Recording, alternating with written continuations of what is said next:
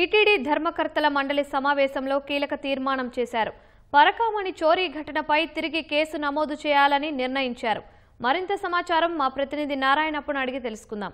నారాయణప్ప, పరకామణి చోరీ ఘటనపై టీటీడీ పాలక మండలి సమావేశంలో ఎలాంటి నిర్ణయం తీసుకున్నారు? లక్ష్మి, తిరుమల తిరుపతి దేవస్థానం పరకామణిలో విదేశీ మారక ద్రవ్యం చోరీ అయిన ఘటనకు సంబంధించి ఈ రోజు అన్నమయ్య భవనంలో జరిగిన ధర్మకర్తల మండలి సమావేశంలో కీలక నిర్ణయం తీసుకున్నారు. ఈ సమావేశంలో గతంలో పరకామణి చోరీ కేసు జరిగింది. ఆ కేసుకు సంబంధించి చోరీకి పాల్పడిన వ్యక్తిపై టీటీడీ ఫిర్యాదు చేసింది. దర్యాప్తు సాగుతుండగానే చోరీకి పాల్పడిన రవికుమార్ కు సంబంధించిన ఆస్తులను 14.5 కోట్ల రూపాయల విలువైన ఆస్తులను టీటీడీకి విరాళంగా ఇవ్వడం ద్వారా ఆ కేసును మూసివేయాలని చెప్పి నిర్ణయం తీసుకున్న దానిపై ఈ రోజు జరిగిన ధర్మకర్తల మండలి సమావేశంలో కూలంకషంగా చర్చించారు. చర్చించిన తర్వాత ఒక తీర్మానం చేస్తూ బోర్డులో నిర్ణయం తీసుకున్నారు.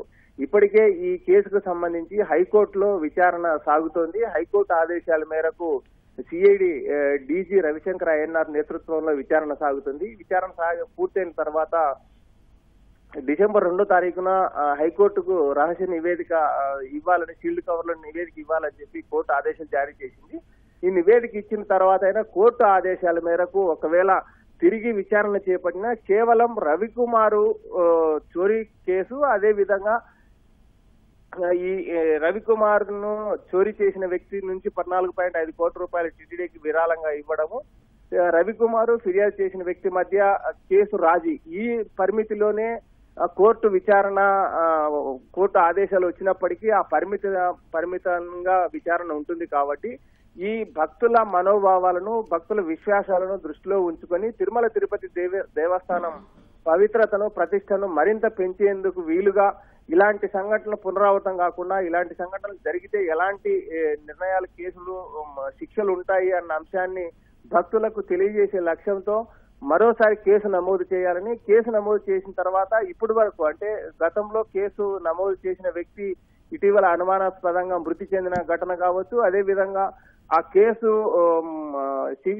Additional vigilance security officer Satish Kumar, అదే విధంగా చోరీకి పాల్పడిన రవికుమార్ మధ్య జరిగిన రాజీ వెనక కుట్రకోణము, ఇలాంటి వివిధ అంశాలతో కూడిన పూర్తి స్థాయి పరకామణి చోరీకి సంబంధించి మరోసారి విచారణ నిర్వహించేందుకు వీలుగా తిరుమలలో పోలీస్ స్టేషన్ లో ఫిర్యాదు చేయాలని ధర్మకర్తల మండలికి ఉన్న అధికారులను ఉద్దేశించి తీర్మానం చేస్తున్నట్లు ఈ రోజు సమావేశంలో నిర్ణయం తీసుకున్నారు. లక్ష్మి, ధన్యవాదాలు నారాయణప్ప.